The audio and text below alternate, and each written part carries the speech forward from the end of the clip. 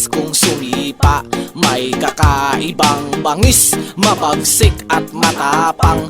Ang kalaban niyang manok ay walang mapaglagyan. Ang manok ko'y malusog, matibay ang pangangatawan. May power up na magaling sa paghubog ng muscle. Staminix na pang pagising kahit na anong battle. Volatex na pagkabisang pamatay ng bulate. Ang manok, kung matapang, di umaatras kahit anong laban. Gamit ko ay number one, King Slasher ang ating kailangan. Ang manok, kung matapang, di umaatras kahit anong laban. Gamit ko ay number one, King Slasher.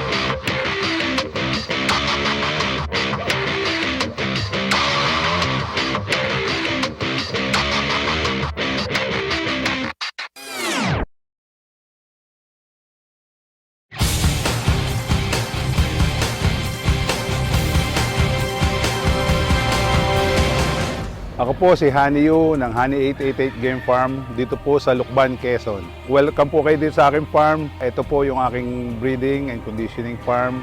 Ang cording area ko po dito ay mga 300 heads. 1.4 hectares po itong kinalalagyan natin ngayon.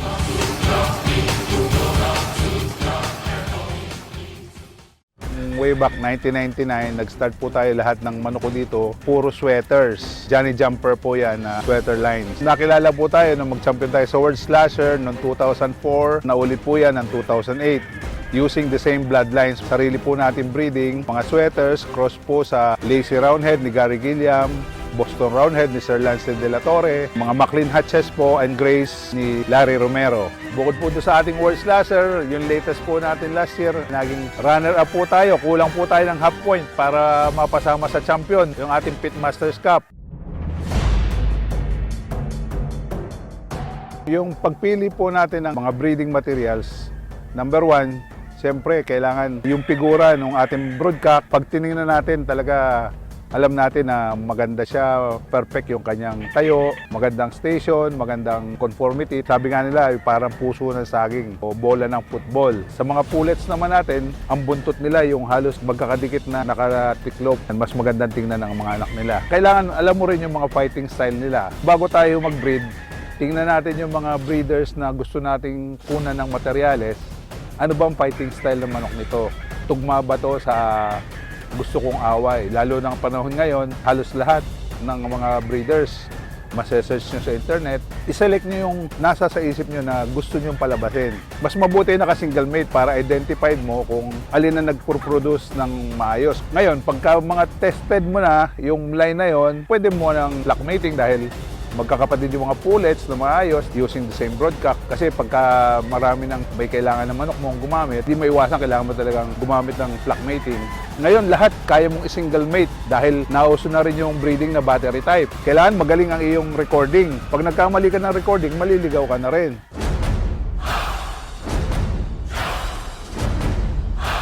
Sistema ko sa breeding, naka-flock na sila, magkakapatid na pullets, isang broodcock. Normally, ginagamit ko lang mga 4 to 5. Maganda ang resulta. Pagka itlog, kinokolek araw-araw, nire-record kung anong pen. So, para alam ko kung ano yung bloodline niya. Sa incubation naman, pagkapisa, ang practice ko, day old, nasa range na sila. Hindi ako nag-brooder. Maraming takot dyan. Although, kinukumbinsi ko ang karamihan, gayahin yung ganyang sistema dahil mas magagaling. Okay. Live na po tayo mga kasabong. Isang maganda at mapagpalang araw mga kaastig na Rueda, mga kasabong sa Luzon, Visayas at Mindanao. So, kamusta na po kayo? Sana po nasa maayos po kayong kalagayan dahil po sa banta na ating kinaharap ngayon na COVID-19. Pero ngayong araw po, napaka-special po ng ating webinar dahil makakasama po natin ang two-time World Slasher Champion at LGBA Multi-Derby winner po itong kasama natin at naglalaban po talaga sa gitna. At inaangaan ng karamihan ng mga breeders po natin sa buong Pilipinas. Walang iba. Ang kasama po natin, si Mr. Honey Yu ng Honey 888 Game Farm. Sir Honey, bumati ka muna sa ating mga kaastig na ruweda. Magandang hapon po sa inyo lahat, sa ating mga kaastig na ruweda. Sana po nasa maayos kayong kalagayan at alam natin na hanggang ngayon medyo delikado pa rin itong pandemya na kumakalat. So sana mag-ingat tayo parati. Siguraduhin natin ng kalinisan at kung lalabas tayo, kailangan natin ng mga face shield at face mask para hindi tayo tamaan ng sakit. Importante po na manatili tayong malusog at malakas. Napakarami po nag-aabang dito sa ating episode ng webinar natin, Boss Honey. Dahil alam natin, yung mga kasabong natin dyan, gustong malaman kung ano yung mga practices ninyo sa breeding. At syempre, hindi na po natin papatagalin yan dahil makakadaupang palad na po natin yung ating idolo sa larangan po ng sabaw na si Mr. Honey Yu. Sir Honey, short background lang po sa ating manukan. Kailan po ba kayo nag-start itayo yung Honey 888 Game Farm para po sa ating mga viewers? Well, actually, itong nag-serious breeding ako mula noong 1999. Dito na yung bagong farm bagong location farm natin sa Lucban, Quezon. Pero before that kabataan pa lang, talagang hilig na natin yung pagmamanok. Pero nag-start ako makapagsabong after nung makagraduate ako.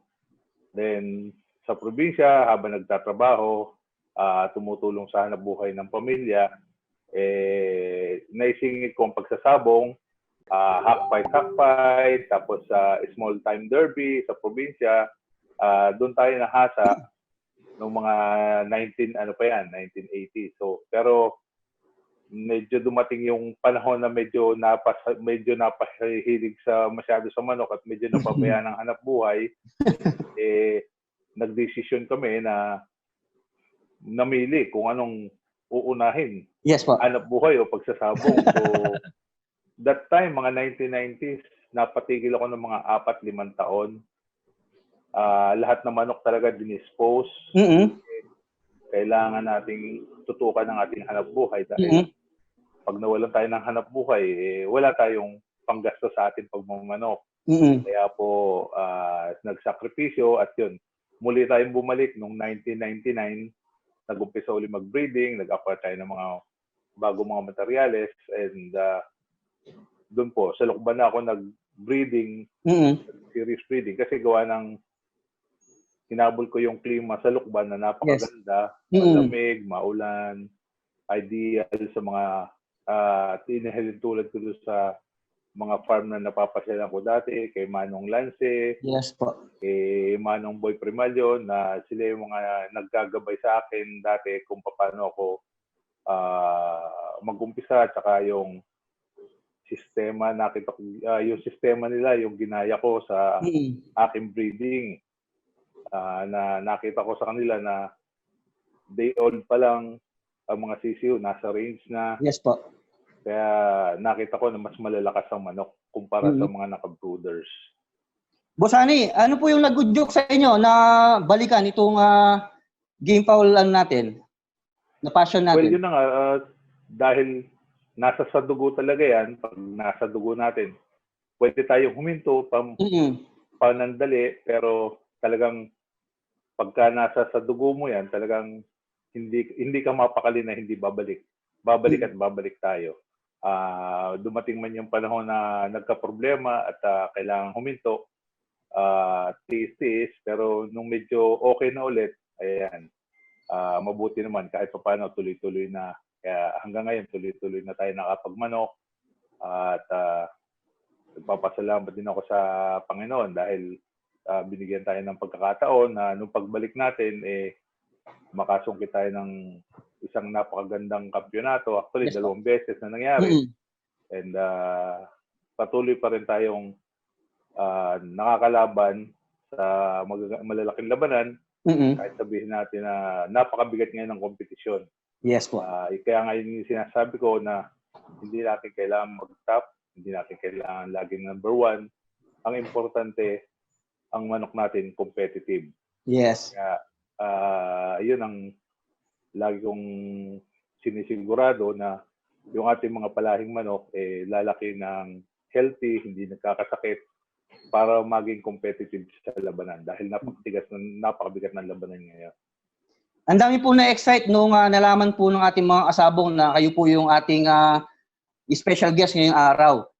Gusto po nilang itanong kung ano-ano bang mga linyada ang pinagsimulan ni Sir Honey Yu ng Honey 88 Game Farm. Nag-umpisa po tayo nung pagbalik ko sa pagsasabong. Ang pinag-umpisa kong bloodline ay sweater, nanggaling kay Dink, nanggaling kay Wilson, to our friend Mr. Edwin Arañez. Paring Edwin, sa kanya nanggaling yung mga imported materials na nagamit ko, Johnny Jumper. So, siya yung una kong kinuha ng material na nagbigay sa akin ng mga imported na materials. Tapos, yung ibang kaibigan natin from Dagupan, si what's his name? Sorry. Si from Dagupan, yung ating McLean Hatch na lahi naman galing kay yung kay Romitan, sa yung kaibigan namin doon na breeder din. Meron siyang McLean Hatch from Larry Romero. Yes po. Ganun din po yung kanyang regular gray. So, yun yung mga pinag-umpisahan natin bloodlines na ginamit sa breeding. Gary Gilliam, Lazy Roundhead, from our friend naman dito sa Quezon, si Mr. Totoy Magbuhos. Tapos, yung ating Boston Roundhead na galing kay Manong Lance de la Torre. Yun yung mga pinag-umpisa natin. Nung mag-umpisa tayo, lumaban tayo sa World Slasher Cup. Nung unang laban natin 2004 na pinalad tayo makapag-champion agad. Ang manok natin sa farm nun is puro pula. Puro pula. Yung po yung mga sweaters. Konting talisahin na yun nga, yung pinangkukulay natin para at least may nakikita silang ibang kulay. Yun lang. Lahat puro dalusapo. Puro dalusapi, puro yellow leg. So, Nung 2008, yung 2008 po na mag-champion po kayo ulit, anong mga linyada na po yung ginamit ninyo? Actually, nung 2004, tapos nung maulit yun ng 2008, we're still using the same bloodlines. Wala pa akong mga dagdag na ibang bloodlines. Nauso lang nung mag-umpisa na mauso yung stag derbies natin, yung mga association na nagbabanding na tayo na noon. Well, doon ko nakita na may mga, dahil mahilig ako sa puting manok dati, kasi nung panahon na nakakuha ko dati ng mga manok kay Mang Boy Primalyon, before yon, nung bago pa kami tumigil sa pagsasabong nun, marami nagpanalo sa akin yun, pero wala akong naitira, kasi lahat ng manok ko dati din-dispose.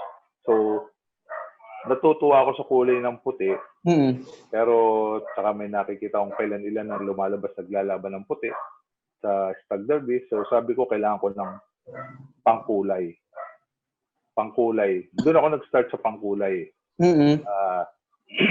Nakakuha tayo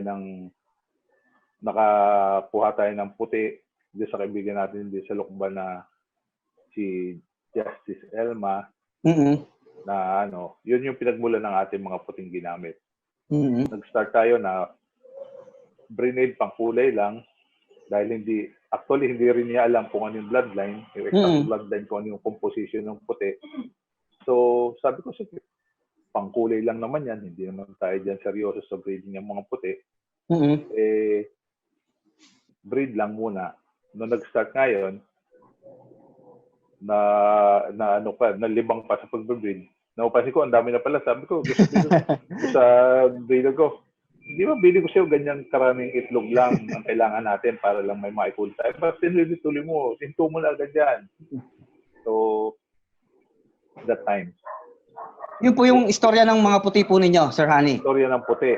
Pangkulay lang yon. Actually, pangkulay lang talaga. Siguro Pero lumabas po na magaganda, Boss Hani, sila yung mga nagpapanalo. mga 2011 yata yun nung nag-start ako ng puti o 2010 ganyan.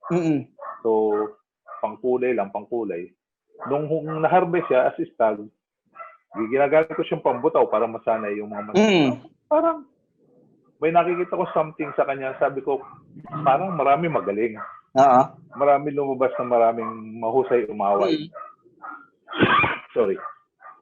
So, sabi ko, kaya lang nakakatakot kasi hindi natin alam yung bloodline. Hindi natin tested. Pero sabi ko, hindi naman natin matetest ito kung hindi natin susubukan ilaban. Yes. Kaya that time, sabi ko, sige nga, pumili ako ng talagang choice. Sabi ko, testing. That time naman, ang laban ko naman kasi puro Metro Manila eh. Yes po. LGBA po, ano? Sa probinsya na lately nung ano. So, doon sa laban sa Pasay, malaban ni Sir Patrick na 8 stag. 3 stag elimination, 5 stag finals. So, sabi ko, sige, testing natin sa elimination. Nag-field ako ng 3 puti. Itong laban na yan. Yung first fight, sabi ko, medyo excited tayo dahil bago, nagulat na mga tao. Sabi, ba't nagkaputi si Hani? Ba't puti yung panlaban niya? So, yun. Yung unang laban, pilay agad, hindi siya nakasugat. Talo. So, medyo masama. Unang sabi ko, parang sala yata yung discard natin na naglaban agad tayo dito eh. Ano pa naman, 8 stag pa naman yung subukan natin. Then, so talo, second fight. Yung first fight, medyo malungkot. Yung second fight, pinalad.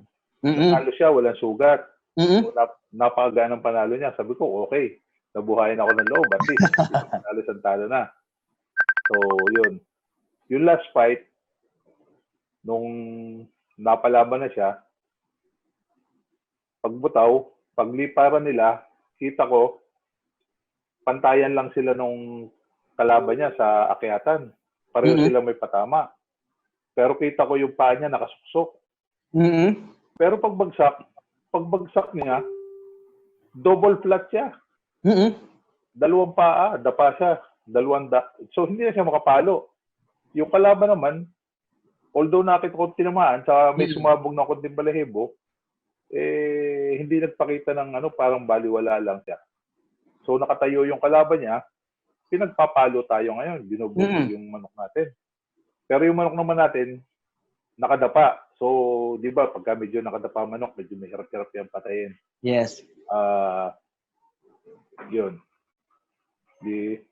Ako naman, medyo nalulungkot, pero sabi ko pero nakikita ko, buhay pa yung manok, maganda pa mukha niya, pulang-pula. Kaya lang, pilay talaga siya, hindi siya makatayo. And wala siyang chance na pumalo. So, tuka lang siya ng tuka. Yung kalaban naman, pumapalo. Kaya lang, medyo mahirap pa tayo dahil nga nakadapa. Yun.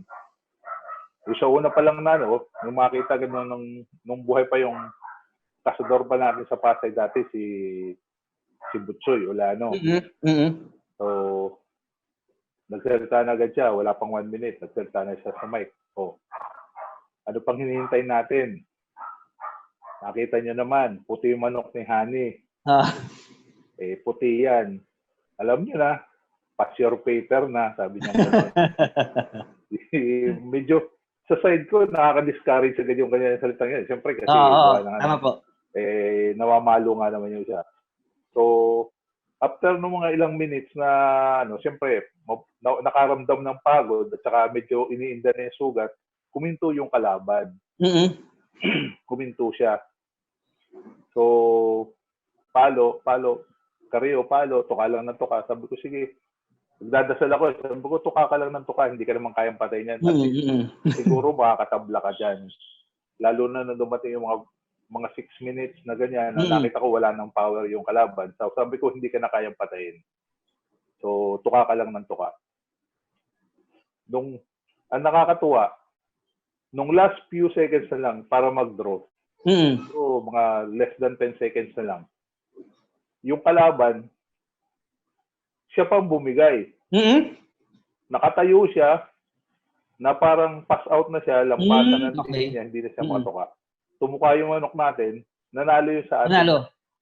Nanalo. So, sabi ko, okay yung lahi ng puti dahil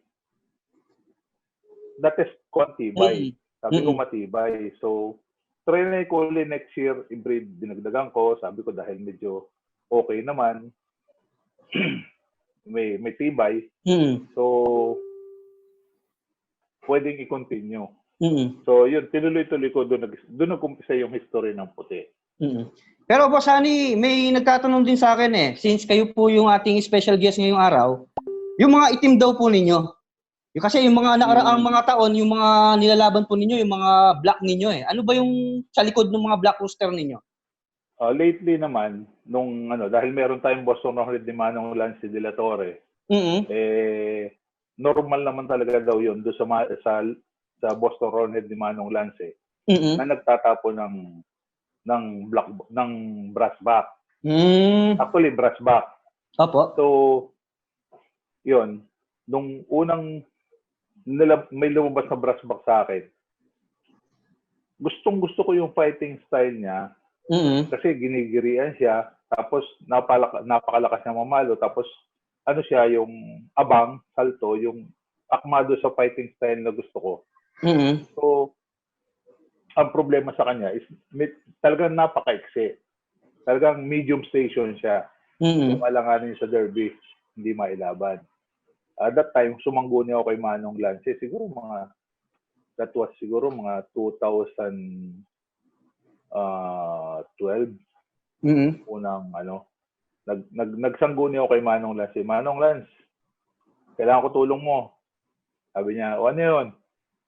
Yung Boston Roundhead natin, yung pure, yung papuro ko ng papuro, pagbalik-balik, may lumabas sa akin ng brass back. Sabi niya sa akin, normal yan. Magagaling yan. Oo nga, Manong Lance, galing nga, gustong-gusto ko nga. Pero may iksi, sobrang iksi. Hindi ko magagamit sa derby. Sabi niya, ayan talaga problema niyan. Anong problema mo? Sa brass back. Sabi ko, Manong, gusto kong improve yung height para magamit ko sa derby, mailabang ko. Sabi niya, ito advice ko sa iyo. Sabi niya. Kalimutan mo na yan dahil napakarami na nagsabi sa akin yan. Talaga nila, pero walang nagkaigay mag-improve ng height. Kahit na yung mga matatagal ng breeders din sa Bacolod, mga kaibigan natin, lahat, kung saan, yun ang problema, hindi nila mapataas. So, ganun po ba? So, medyo negative ang dating. Kaya sabi ko nga, di bale, sige, subukan na lang uli natin. So, yung lumabas na gustong-gusto ko, inihack fight ko na lang. Nanalo, magaling, napakagaling talaga. So, sabi ko, sige, try lang natin ng isang pares lang. Bigyan ko ng magandang inahin, magandang sukat kung sakaling may lalabas na maganda. Then, yun, taon-taon, kukunti-kunting breed. Pag kami nakita ko, medyo nag-improve ng konti height, kunin ko, gagawin ko materials, ng ganyan. After 7 years, nakapagpalabas ako ng magandang sukat. Makataas. Kaya lang, ang problema sa kanya, yun. That time, nagkuha rin ako ng mga brass back doon sa mga kaibigan natin dito na may brass back na galing din sa dugo ng kay Manong Lance. Na yun yung pinag-aasawa ko. Kasi pagka crinos out mo siya sa ibang kulay, siguro dahil siya throwback lang, hindi siya dominant color. Nabubura po yung kulay niya. Lumalabas na kulay yung brass back pagka hindi pure. So, pag krinos ko siya sa bulik ang labas. Pag krinos ko siya sa talisahin, hero. So, or hero ang labas. So, ang ginawa niyo, Boss Hani, sa itim niyo rin kinross? Sa brass back din.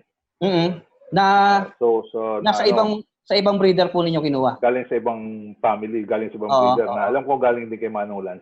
Okay. Kay Manong Lance. Mm-mm. So, ganun ang ginawa ko na-improve natin yung height after 7 years.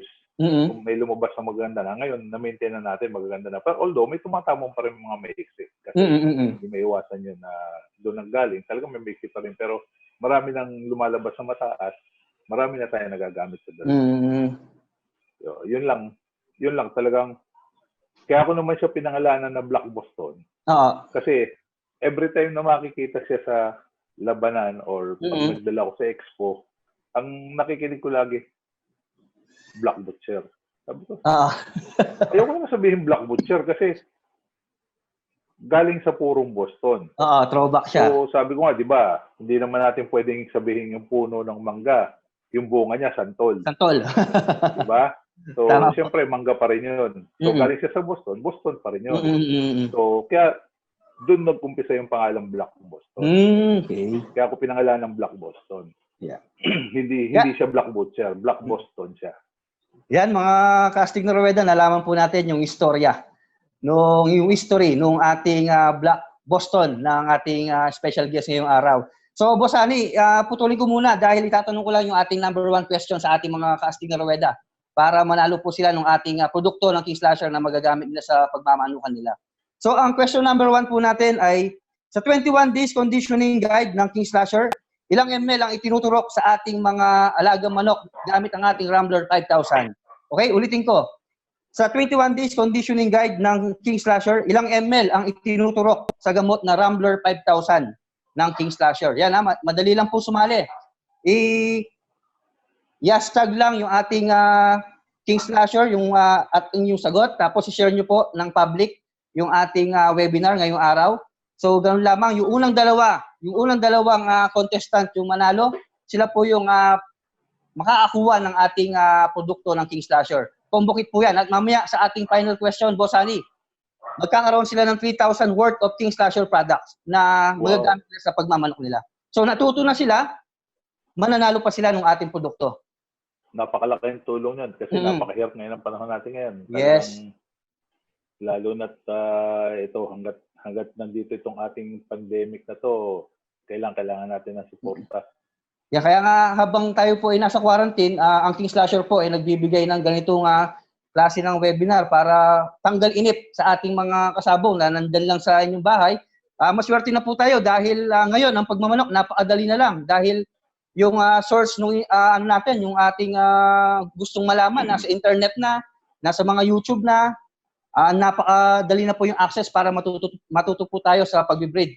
Napakarami po natin pwede. Yes, sa panahon ngayon, kahit na sabihin mahilig ka lang sa manok pero wala kang idea, wala kang alam, hindi problema kasi sa dami ng mga mula nung mag-umpisa yung ating mga Game Paul Expo na yan. Yes. Na-expose na ngayon yung mga breeding materials katulad natin. Nandiyan na nakasali sa Game Paul Expo, so available. Madali sila makakuha ng mga magagandang materyales. Unlike nung nag-start ako, nung panahon ko, nung even sa conditioning, yes, yung mga hinahangaan nating mga magmamanok, hanggang paghanga lang tayo. Pag lumapit tayo, magtanong tayo, kita kilala, hindi ka papansinin. Sa totoo. Yeah, tama. Kaya lahat, yung dati, bago ako makapag-kondisyon ng maayos ng manok, ang tagal ko bago nakabuo ng isang programa ng pagkukondisyon ng manok. Yes. Hindi katulad ngayon na ito si ganito, may interview, tinuturo kung ano yung kanyang gamit. Kahit ako, sa mga previous interviews natin, pinakikita natin, ito ang ating facilities, ito ang aking ginagawa, ito yung aking conditioning method, yung pagbibigay ng gamot, lahat kompleto. Unlike dati, talagang, paano bang ginagawa mo para gumalaw ng ganyan ang manok natin? Paano ba papalo ng ganyan? Saka antitibay. Titingnan ka lang na isang tingin lang, tapos talaga sa'yo, hindi ka napapansin. Yun yung panahon ko. Unlike ngayon, talaga, sabi ko nga, kahit baguhan ka, yan, ang dami nating magazine na nabibili. Anytime. Pwede tayong bumili ng magazine, magbasa-basa. Marami tayong makukuha ang mga pointers Yes. Ngayon sa seminars na ginagawa natin, sabi sa atin sa King Slasher, Yes. halos lahat isinusubo na natin na Yes. compared na sa mga bagong breeders. Kaya kahit mga baguhan sa pagmamanok, nakakapag-breed, nakakapag-produce. Nandyan lahat ng babasahin, nandyan lahat ng seminar, manood lang sila sa internet, lahat, sa YouTube. Makikita nila, ito ang tamang procedure, ito, piliin lang nila yung mga tamang mga suggestions sa mga breeders. And yun nga yung sinasabi ko, katulad ng ginagawa ko, meron na tayong sistema. Yes. Iba nakakakita ng sistema ko na ginagawa nila, pwede pa nilang improve kasi mas yung mga bagong breeders, mas aggressive sila eh. Yes. So, nag-i-introduce sila ng tingin nila mas makakatulong pa sa ating mga ginagawa. So, yun. Boss, nabanggit mo yung sistema, boss, ano? Kasi yung mga viewers po natin talagang gusto malaman kung ano po yung mga ginagawa po ninyong sistema sa pagpaparami ng inyong mga alaga manok. Umpisahan po natin yung ating katanungan kung gaano ba kayo kamitikuloso bilang isang alamat na sa breeding, yung pagpili po ninyo ng mga materials niyo. Anong mga pointers po yung mga hinahanap niyo para yung mga qualification po ng isang materials na gagamitin natin sa ating mga breeding pens? Well, yun, ako, ang personal opinion ko sa pagpili ng materyales, number one, kung bibili ka ng, mag-acquire ka ng bagong materyales, kailangan, alam mo yung fighting style ng gusto mo. Yes. So, dapat, hanapin mo yung nakikita mo naglalaban ng manok na yung fighting style ng manok niya, yung akma sa gusto mo. Kasi, hindi pwedeng sabihin natin, si Mr. Hanyo, kilala yan. Kuha tayo ng manok sa kanya. Si Mr. Red Game Farm, sikat na sikat yan. Kuha tayo ng manok sa kanya. Kuha tayo kung kanino na kilala o nakikinig natin yung mga pangalan. Pero hindi natin alam kung paano umaway ang mga manok nila. Yes. At saka, yung away ba ng manok nila, gusto ba natin? Kasi, kahit kaya natin bumili ng mamahaling manok, bumili ka ng mahal na manok kung kaninong breeder, at i-breed mo, tapos paglabas hindi naman tugmado sa gusto mo. So parang useless, di ba? Parang hindi mo pakikinabangan. Yes. So number one sa akin, nakikita mo yung tao lumalaban sa gitna, ibig sabihin maayos ang manok. Tapos, pansinin mo rin yung pagkatao ng tao kung matapat, ibig sabihin, bibigyan ka ba ng totoong maayos na materials o puro basura lang ibibigay sa'yo dahil hindi ka kakilala. Kasi hindi natin maiwasan, meron ganyan. Lalo na karamihan, alam naman natin, marami tayong kababayan na marami nang nagkaroon ng masamang experience, lalo na yung mga nag-order ng manok galing sa ibang bansa. Mga kaibigan natin OFW, madalas marami nangyayaring gano'n, order sa Amerika. Yes. Nakakita sa website ng magandang itsura ng manok, order sa Amerika, pagdating dito, iba na, hindi naman yung matatanggap, mga basura, hindi pa nakikinabangan, nasasayang ang pera. So, kung ako, halos lahat naman ng bloodline ng manok sa Amerika, nandito na rin sa Pilipinas. Yes. At saka, na-develop na ito dito sa fight. Iba kasi yung labanan sa Amerika sa labanan dito sa atin. Iba yung fighting method. Sa kanila, marami may shortcut. So kanila, karamihan ng manok nila, hindi sila nagkahabol ng matangkad na manok. Marami sa kanila, medium station. So, madalang sa kanila ang may matataas na manok. Hindi katulad sa atin, ang labanan natin, long night, kailangan good station. Yes. Nasa tamang istasyon ng mga manok. So, yung mga maiksi, pag medyo maiksi, talaga hindi natin nagagamit dito. Tama po. Fight na lang nilalaban. Pero pagka gusto mong mag-produce ng maayos ang quality at pwede mo lumabas sa gitna, kailangan maayos yung materials natin. Tapos, nabanggit mo boss yung nabanggit mo boss ang materials. Kayo po, sa Titi Game Farm po, paano nyo po maintain yung mga linyada? Ano pong method yung ginagawa po natin sa farm? Para makapaggawa po tayo ng materials natin. Well, ako, yung sistema ko ever since nung nag-breed tayo, actually, yung mga pinag-umpisa natin materials hanggang ngayon, nandito pa rin sa atin, hawak pa rin natin. Every year, sa akin, line breeding. Okay. Yung anak, balik sa nanay or sa tatay. Tapos, yung anak uli nun, yung apo, balik sa lolo. Opo. O balik sa lola. Kung alin yung gusto mong i-maintain na bloodline. Kung alin Opo, yung tansya mo na naglalabas ng mas magagaling. Yung mas maraming mga binibigay na panalo sa'yo.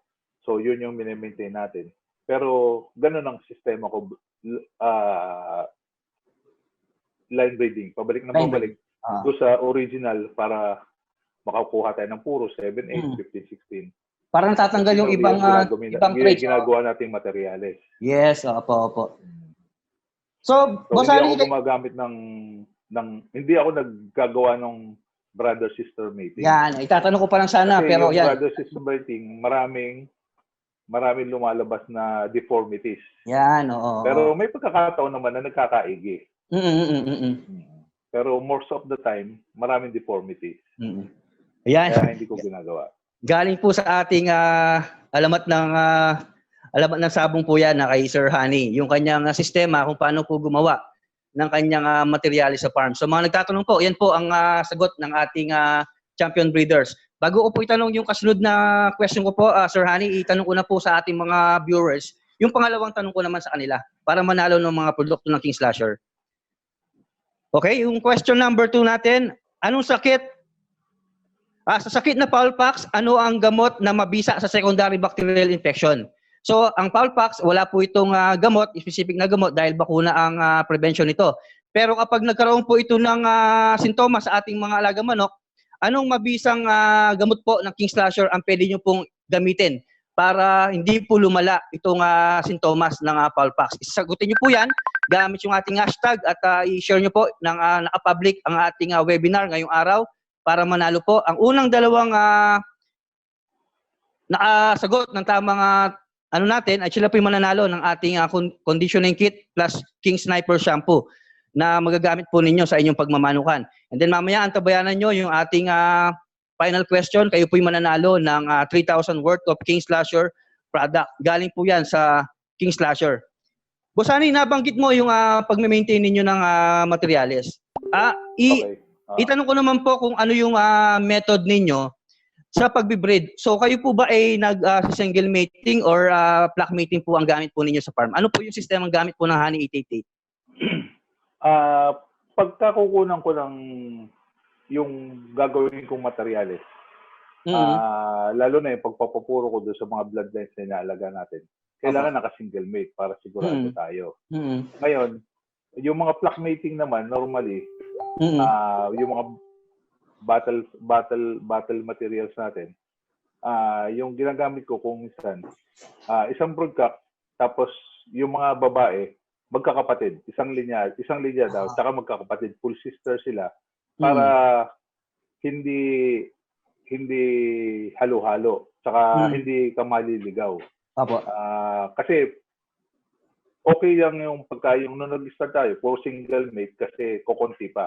Pero sa dami na ng pinoproduce natin, kung lahat ay isi-single mate natin, marami tayong maging encounter na problema niyan. Kasi maubusan tayo ng marking sa manok. Tama po. Pag ginawa natin single mate, tapos dahil wala tayong magamit, dahil isang bloodline, kung gagamit natin isang markings din, hindi na rin natin ma-trace. Kaya ginagawa natin, magkakapatid ng babae para consider natin isang lahi na lang talaga sila. Yung ating mga battle crosses. Kasi talagang limited naman ang ating markings eh. Kung marami kang di ba, pag nag-single mate ka, kailangan lahat yan iba't ibang markings. So, yun. Kaya meron tayong naka-single mate pag yung talagang kailangan natin kunin itong inaalagaan natin materyales. Tapos, the rest is, naka-flock na. Mga 3 to 5 pullets kasama. Nabanggit niyo sir yung 3 to 5 pullets. Itatanong ko po, sa isang broodcock po, ilan yung ratio na ginagamit po ninyo para makapagpalabas po ng magandang sisiw? Ilang ratio po ng broodcock sa hen? Normally, yan. Ang ginagawa ko ngayon, yung practice natin ngayon, 3 lang. 3, 4. Pagka kuminsan, meron talagang, meron 5. Basta 3 to 5, ayoko na masyadong marami. Although, sabi nga ng karamihan, kahit hanggang 10. Mm. Nag-try ako dati noon, kasi yung mga babae rin, pag hindi magkakasundo, nag-aaway-away, meron Yes, silang yes. binubuli. Oo. Kahit na maraming laman yung iyong pen, kung yung ibang babae laging binubulit, hindi rin nakakalapit sa ano, iitlog sila, wala rin similya, hindi rin sila Tama. nabababa ng broodcock. Mm. So, paglagay ng mga babae sa pen, ino-obserbahan din namin na kailangan hindi sila nag-aaway-away. Para, ibig sabihin, magkakasundo sila, lahat sila na nabababahan para Mm. mangitlog ng may similya. Kasi Oh. pag merong isa doon na laging inaaway, so Mm. malamang lagi siya nakahapon, hindi siya Yes, yes. nakakababa, Apo. hindi siya nabababahan, pwede siyang umitlog, pero dahil sa magandang pagkain, Mm. at saka yung sa mga additives natin, katulad ng Super Broody, talagang pag Mm. bigyan mo yan, talagang hindi pwede hindi itlog ang ating mga inahin. Mm. Saka talagang tuloy-tuloy lang itlog. Kaya lang, kung mayroong isang inahin na laging inaaway at laging nakahapon, hindi siya nakakababa para makain ng maayos, saka hindi siya nabababahan, Mm. itlog siya, mapasama yung mga itlog niya na walang similya Yes, dahil yes. hindi siya nabababahan. Mm. So, kailangan, paglagay mo sa breeding pen, ang mga babae magkakasundo, hindi lagi nag-aaway.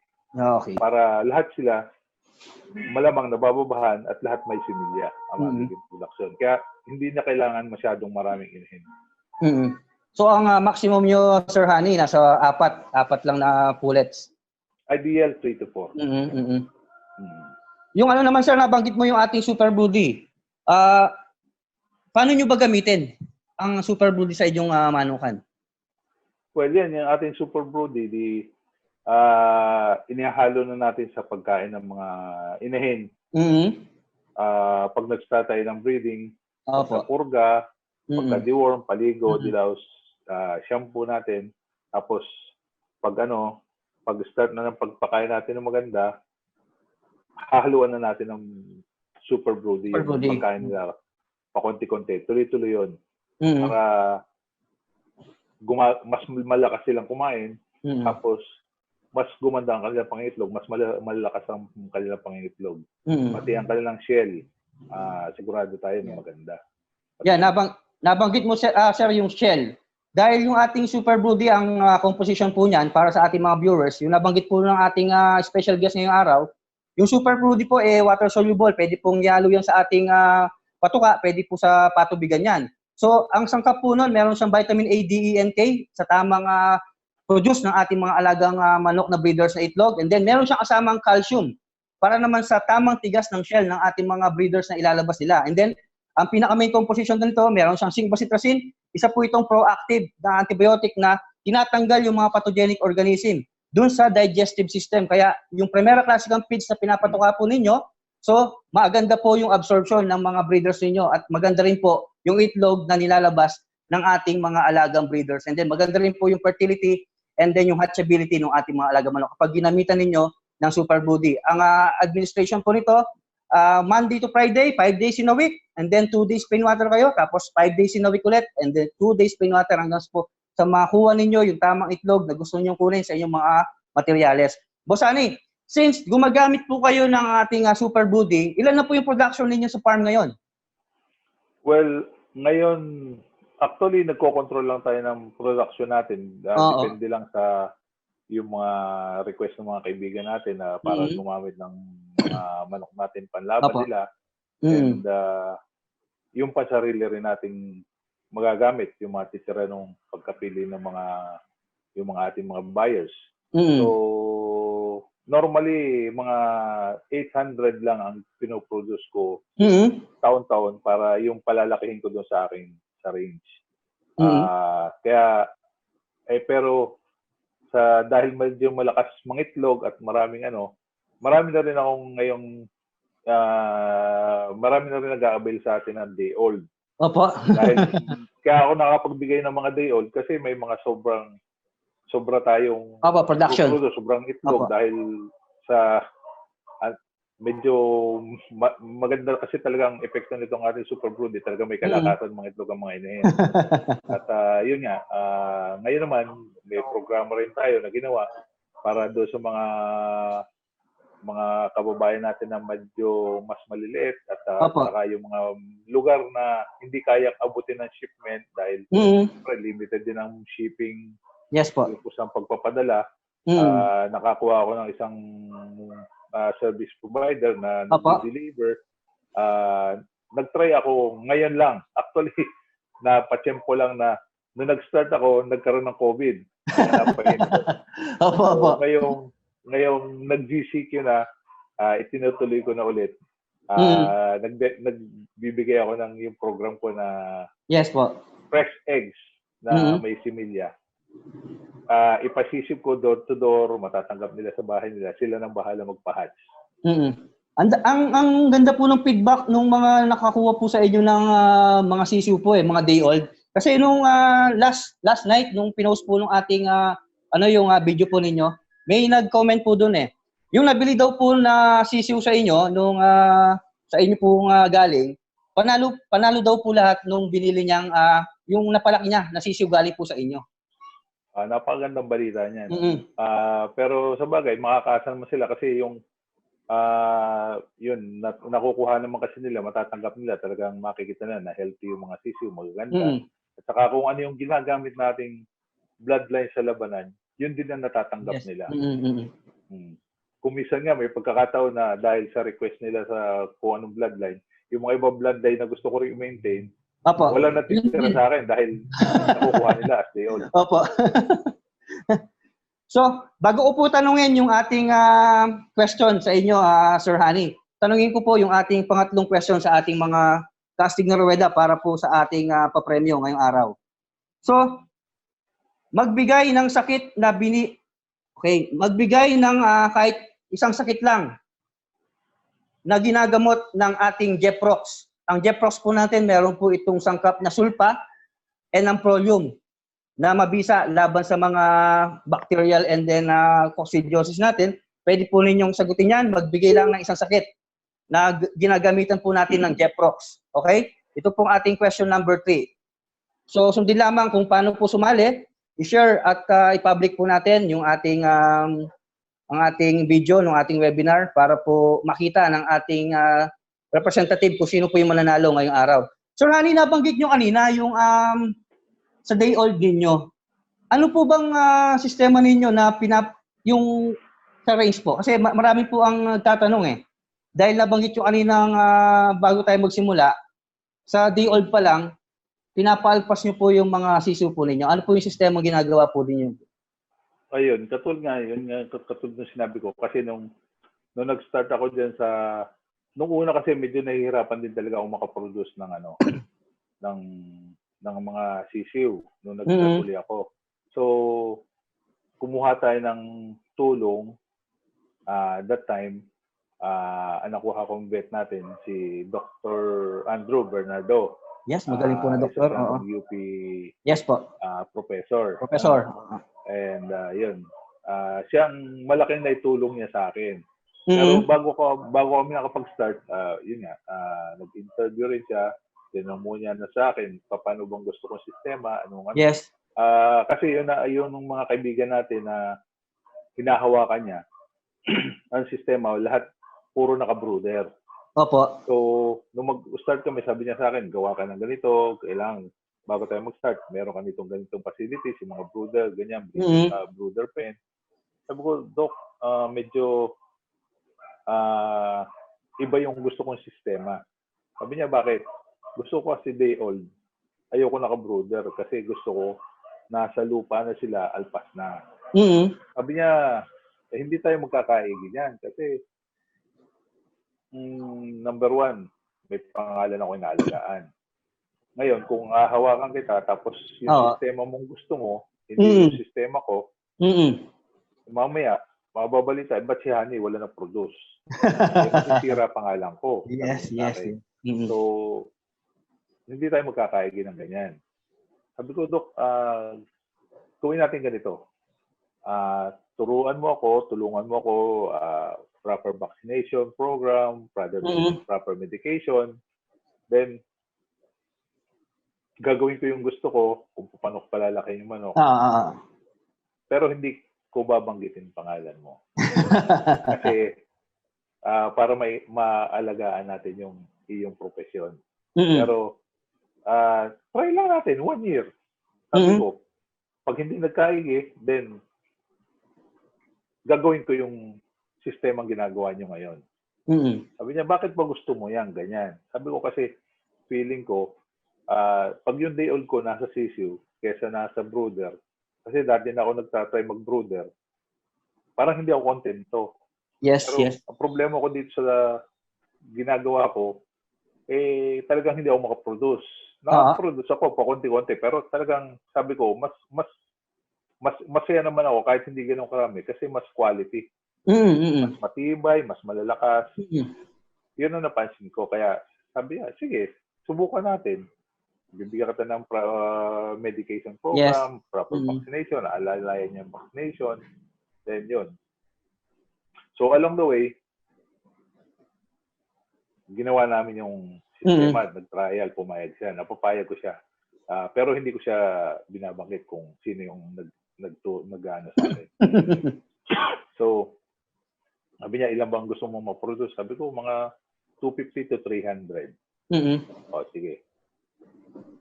Gawa tayo ng mga, produce tayo ng mga CCU na, kasi ilang percent ang possible na lalaki. Yes, yes. So, nag-produce kami ng, ilan ba yun? Mga 750 o less than 800 na CCU. So, along the way, yung mga babae, kinakal natin. So, nagulat din siya nung, along the way, di monitoring niya, bisita, check lahat. So, okay naman. Noong unang taon, nag-produce kami ng more than 300.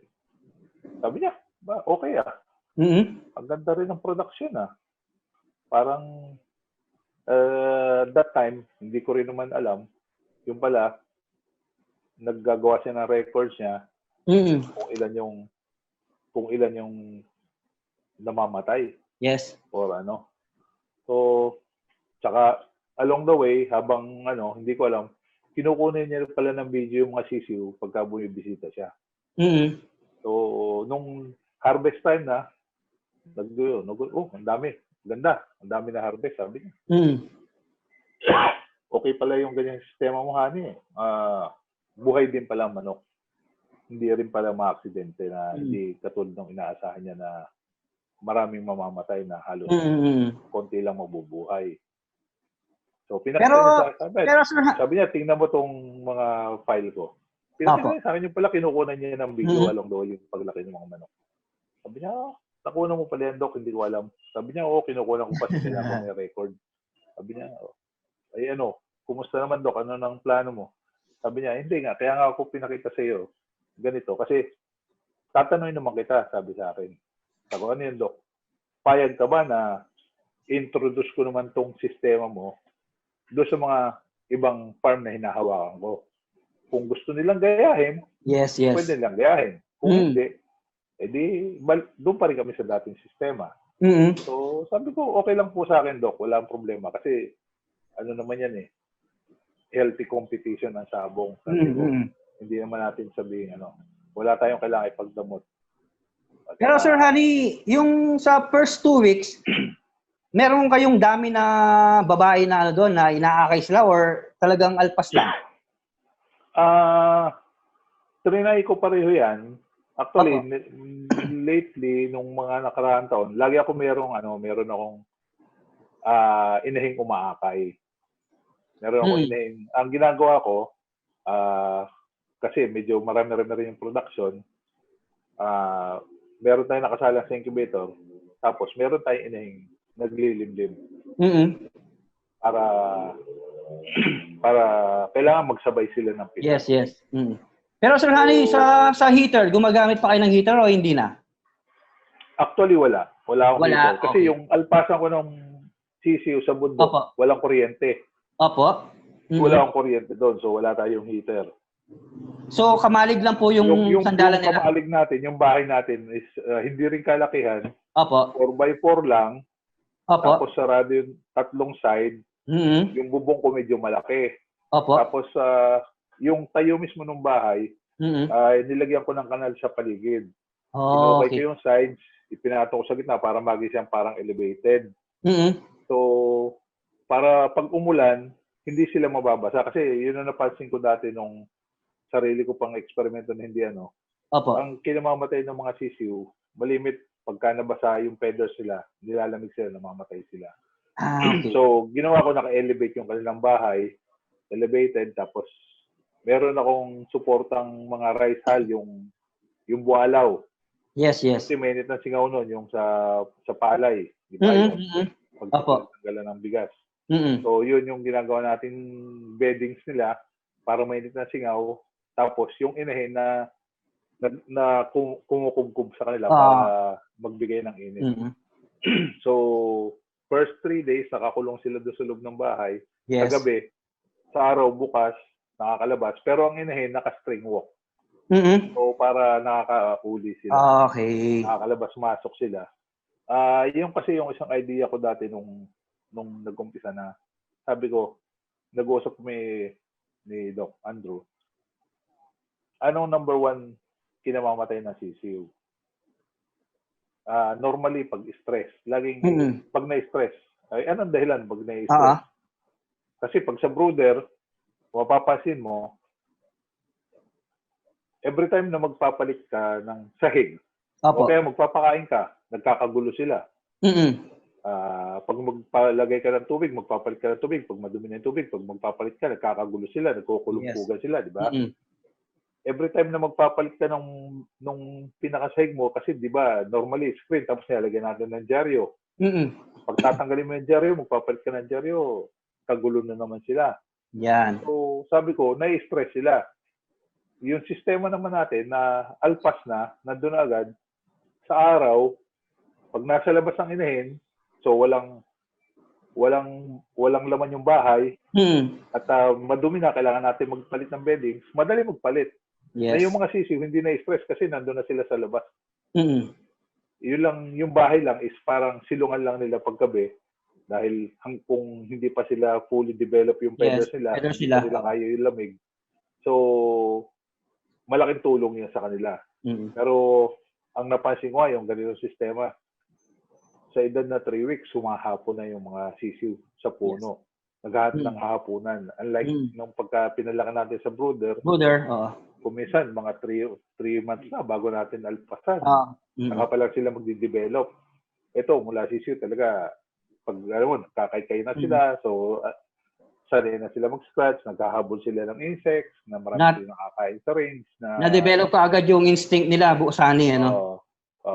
Ngayon, ang kalaban lang natin dyan, mga predators. Yes. Siyempre, nandiyan ang sawa, hindi iwasan. Tapos yung mga sa bundok, maraming musang, maraming uwak, may mga gita. Yan ang mga problema ko. Kaya yan ang medyo maraming na babawa sa ano. Pero yung sabihin sa pagpapalaki na magkakasakit, hindi. Safe yung mga manok, hindi nagkakasakit. Yan.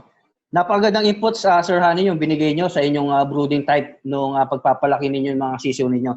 Bago ko po itanong yung ating susunod na question, ako naman magtatanong sa ating mga viewers, yung ating pang-apat na questions. So, ito po, anong gamot ng King Slasher ang may taglay na amoxicillin, tylosin, B12 at paracetamol na mabisa pamuksa ng bakterya? Ito po, kapsula po ito sinusubo sa ating mga alagang manok na may combination ng amoxicillin, tylosin, B12, paracetamol na panlaban sa gram-negative, gram-positive bacteria sa sipon, pisik, halak ng inyong mga alagang manok. So, sagutin niyo po yan gamit yung ating hashtag. Sino pong dalawang unang makasagot, siya po yung mananalo ng ating combo kit ng King Slasher. Yan, napakadami po ng binigay na inputs ng ating special guest. 2-time World Slasher Champion po ang kasama natin at batikan na po sa larangan ng industriya natin. Boss Ani, parang may nakalimutan akong itanong kanina doon sa inyong breeding. Na-recall ko lang, tuwing kailan po kayo nagre-refresh ng linyada po ninyo? Yung sa pag-ano ng linyada natin. Opo. Pagka, actually, hindi naman ganong kadalas. Opo. Siguro, swerte na, mga maaga na yung 3 years. Okay. Minsan, 5 years to 7 years bago akong ulit kumuha ng materials na i-infuse doon sa ginagamit natin na Opo. mapapansin naman natin kung nag-iiba na yung itsura nila sa ano kung hindi na may maintain eh. So kailangan nating i-refresh ng konti para ano, pero hindi naman ganun kadalas. Mga pinakamabilis na yung 3 years siguro. Minsan kahit mga 7 years, 8 years pwede naman eh. Pwede naman po. Depende kung anong itsura ng mga manok at saka kung nakita mo pa yung nasa kanya pa yung mga katangiang nagtuturo mo sa kanya. Wala namang magiging problema. Okay. Boss Ani, doon sa mga sisiw ninyo, yung supplement po na ginagamit natin, yung OptiGrow, paano nyo po gamitin yan sa mga sisiw po natin? Yan, yung ating OptiGrow talagang mula pagkapisa, yan ang katuwang ko, yung OptiGrow. Hindi na yan maalis hanggang sa sila yung lumaki at i-harvest. Actually, sa conditioning ko, ginagamit ko. Halo ko rin yan sa conditioning dahil alam ko napakagandang vitamina nito at nakita ko talaga yung mga ating mga manok, yung ating mga sisiw. Lumaking healthy, hindi nakakasakit dahil napakagandang vitamins itong ating OptiGrow. Saka gumanda yung kanilang mga sukat, parang ang bilis sila lumaki.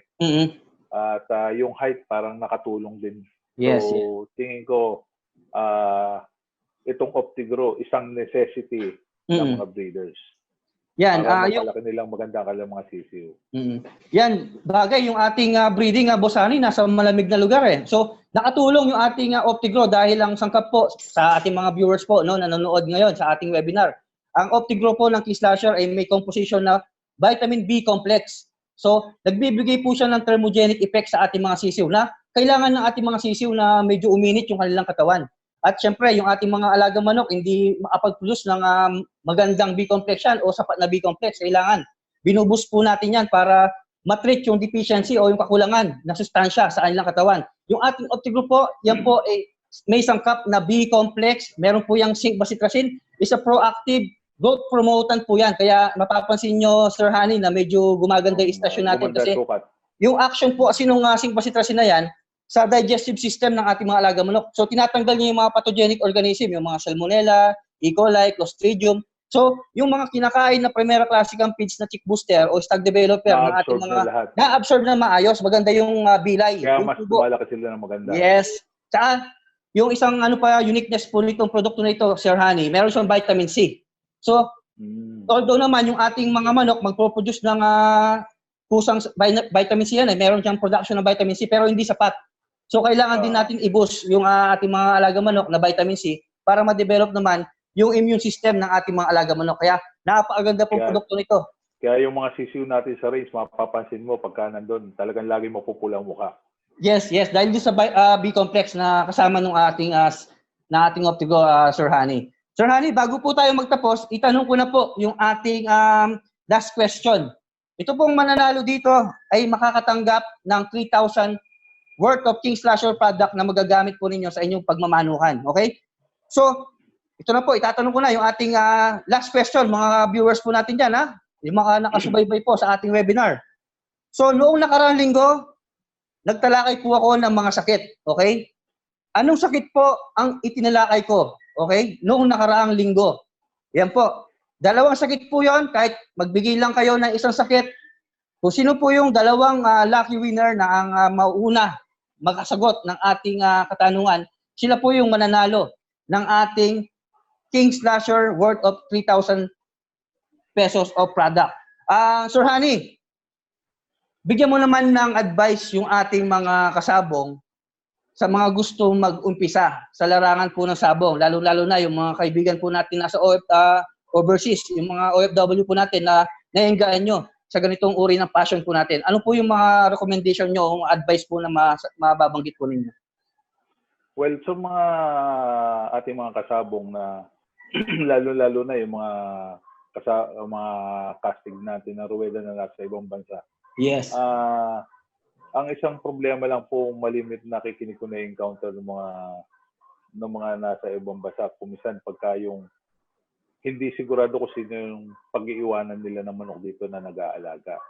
Mas mabuti kung halimbawa magulang natin o kaya yung kapatid natin or pinsan natin at alam natin na talagang hindi tayo lulukohin pagdating sa ating mga manok panabong.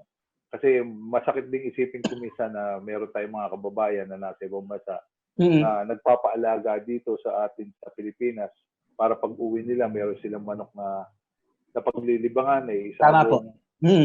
Kasi sandali lang naman ang bakasyon nila eh. Yes. Ilang panahon lang ang bakasyon nila para makapagsabong. Tapos pagdating dito, madidismay sila. Wala silang darot ng manok dahil may pagbili ng nag-aalaga nila or hindi na alagaan na maayos, wala na buhay.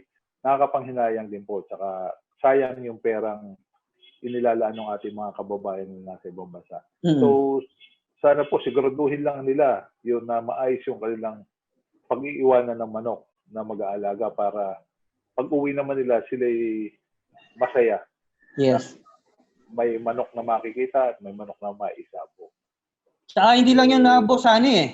Yung mga iba nating mga kapatid natin sa OFW na naloloko sa ating Facebook na akala nila yung breeder na ganito, yung kausap nila. So, imbis na magandang manok yung mapadala, so yun ang nangyayari. Medyo hindi na nakukuha yung tamang manok. Ano yung masasabi po ninyo doon? Yung pa isa nakakalungkot talaga na hindi may iwasan. Merong mga kaibigan tayo na may mga kasama tayo na nakakaisip ang manamantala sa ibang kababayan natin na alam naman natin na pinaghihirapan ng husto ang pera. Napakahirap kumita ngayon, lalo na ngayong panahon na to. Sana yung mga nagbebenta ng mga manok, maging tapat sila lagi sa kanilang mga kausap. Sana wag na silang makaisip na manlamang dahil napakahirap, pinaghihirapan ng mga tao yung kanilang perang ginagamit para lang makabili ng manok, para lang magkaroon sila ng konting kasiyahan. Sana po wag na natin silang pagsamantalahan. Yan. Maraming salamat po, Boss Hani. Baka may gusto pa kayong pasalamatan sa si Ma'am Pem po. Baka nandiyan po at batiin po natin. Yun lang naman ng mga nagpapasalamat din ako sa suporta ng aking pamilya na hindi nila ako pinipigilan din sa aking libangan. Yes po. Itong aking nag-iisang libangan, itong pagmamanok. Although ngayon lahat alam ko lahat lang tayo mga casting na rueda lahat napahinto dahil dito sa COVID-19. Pero sana po itong matapos na to at nang makabalik tayo sa ating normal na buhay at sana po makapagsabong na tayo muli. Yan, sa mga kumukuha po ng inyong mga manok, Boss Hani, may gusto kayong sabihin sa kanila? Yung mga naniniwala po sa atin ngayon, talagang yung mga hindi pa po ko napadala ng itlog dahil inabot tayo ng lockdown. Mag-start na po ulit ako ngayon June.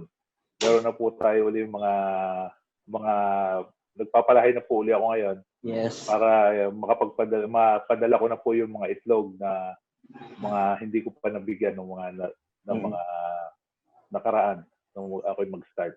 Yeah. So sana po magtuloy-tuloy na to at sana gumanda na ang mapahinto na sana itong sakit na kumakalat para tuloy-tuloy na hindi na mahinto yung ating libangan. Yan, nakasama po natin, nakadaupang palad po natin ang two-time World Slasher Champion na si Sir Hani Yu. Yan po, napakaganda pong inputs ang mga sistema po na ibinigay ng ating champion breeders ng King Slasher.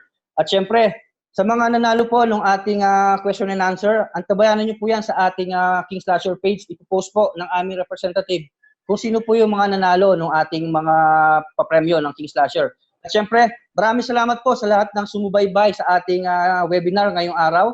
At syempre, dalangin ko po yung kaligtasan ng bawat isa sa atin. Sana po malampasan natin itong pandemya na pumasok po sa ating sa buong mundo. Actually, ang apektado po nito, ang game fowl industry din isa sa mga talaga naman ay naapektuhan itong pandemic ng sakit na ito na hindi natin nakikita. So, kung kayo po ay lalabas ng bahay, doble ingat pa rin po dahil wala pa po talagang lunas itong sakit na ito. At sana naman, kung magkaroon man ng lunas, isa na ang Pilipinas doon sa mga makakatanggap kaagad para naman wala na pong maging casualties pa itong pandemic na ito. So, Sir Hani, maraming salamat po. Maraming salamat din. Yan. At binigyan mo ng pagkakataon na ma-reach out natin yung ating mga kaastig na ruweda dyan na alam natin ngayon na talagang medyo walang masyadong mapaglibangan, lalo na po na sabong. So, sana nakatulong tayo kahit pa paano. Yan, muli po, ako si Doc Adonis Magat, kasama po si Sir Hani Yu ng Ani Tate Game Farm. Hanggang sa muli po, mapagpalang araw po sa inyong lahat. Yan ang gusto ko. Quadro, super conditioning plus 1. Siyempre, nandyan yung mental conditioning natin na tinatawag. Bigyan natin sila ng Nebron. Pag nakakord ulit sila, paiinumin natin. Bigyan natin ng Staminex. Pag hinihipo natin sila, nakukulangan pa rin tayo sa katawan. Bigyan natin sila ng power up. Extra power to. Magtuturok ulit tayo ng big complex ulit, 0.3. And then, pag pointing, itong pointer 22. So, yung mga kulang na nutrients, dito po natin ipapasok sa kanila. Mga gamot ng King's Laser, subok sa Pitmaster. Ang sekreto dito, isa lang, ito, pointer 22. Bago dalhin sa sabungan, 6 na patak. 1 hour before iakyat sa ruweda, 6 na patak. Makikita nyo ang endurance nito sa labanan. Kahit anong basaan, tutuka at tutuka, gising ang manok. Para bang may dagdag na talino na ibinibigay itong pointer 22. Mga kastig na ruweda, sa pointer 22, subok sa basaan, lamang sa panalo.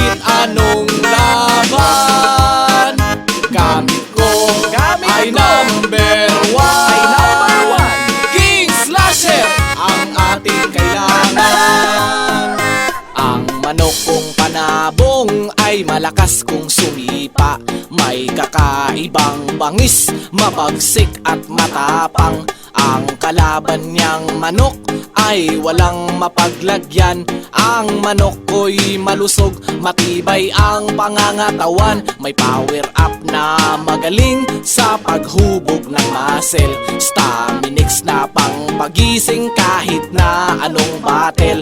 Volatex na pangkabisang pamatay ng bulate. Ang manok kung matapang, di umaatras kahit anong laban. Gamit ko ay number one. King's Laser ang ating kailangan. Ang manok kung matapang, di umaatras kahit anong laban. Gamit ko ay number one. King's Laser ang ating kailangan.